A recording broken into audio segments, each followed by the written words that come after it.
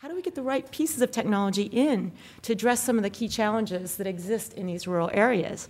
The biggest challenge, of course, many of you already know since you're in development, is power. No power, terribly expensive power, or what some of our partners in Nigeria call epileptic power. So this kind of power issue is really a non-starter for technology. But also there's a lot of heat, dust, and humidity, which is pretty damaging to computers and electronics, as well as lack of knowledge on how to operate and maintain technology. So we put together we identify all the technologies that are, or as many as we can, and we test them and put them together in sets of solutions around hardware, software, and power to create solution sets for schools, healthcare organizations, and the like. McDonald's operated for 15 years before they operated their first franchise. Subway took 9 years. You know, in the sort of social sector, if you will, KIPP academies took 6 years. So a lot of that is just spent its time to figure out and refine and shape and model and mold and adapt the business model before really looking to replicate. And one of the common mistakes that we saw as we looked at franchises in frontier markets, and numbers that didn't work, was they tried to franchise way too soon. So they didn't have their unit profitability, their unit economic model figured out before they decided to franchise. And of course, then as they franchised, the economics just got worse. One of the key innovations we're bringing into primary health work here is the integration of high-impact health products with high-velocity consumer goods.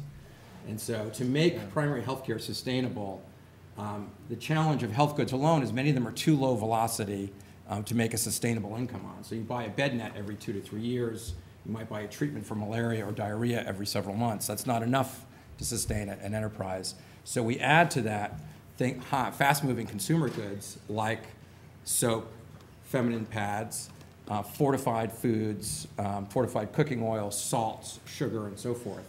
And the high-velocity items give the agent the motivation to go out to knock on doors every single day. I think there's a lot of strengths to this model. I wanted to sort of highlight what I think they were in case they didn't jump out. These are peer-to-peer selling relationship models. Peer-to-peer models in most any context work well. I think they work particularly well in public health issues, and I think they work particularly well in places where people's connections to the world aren't necessarily through mass media like ours are, but with other people.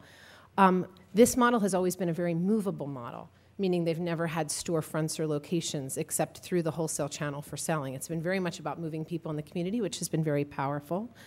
And I think the other thing I would say is that it has been a model where they've really tried to ask what is happening here and bring it back.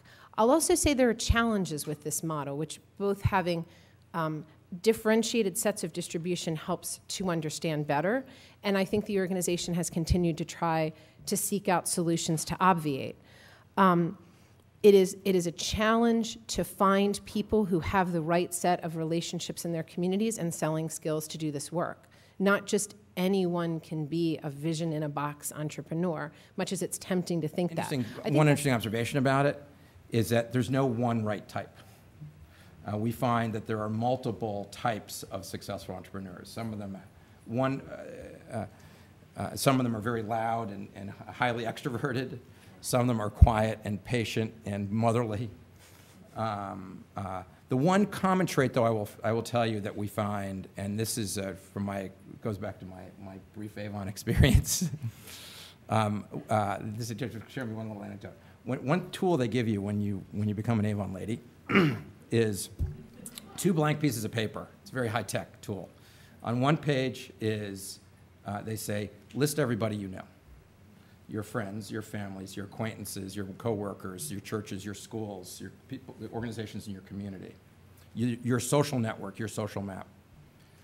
And on the second blank piece, they say, now tell us how you're going to market your products. You know, where, when, and how, and to whom. And what this two-part exercise does is it gives these fledgling entrepreneurs the confidence that they have the social networks that they can sell to. And it gives them a simple tool for developing their own customized outreach plan.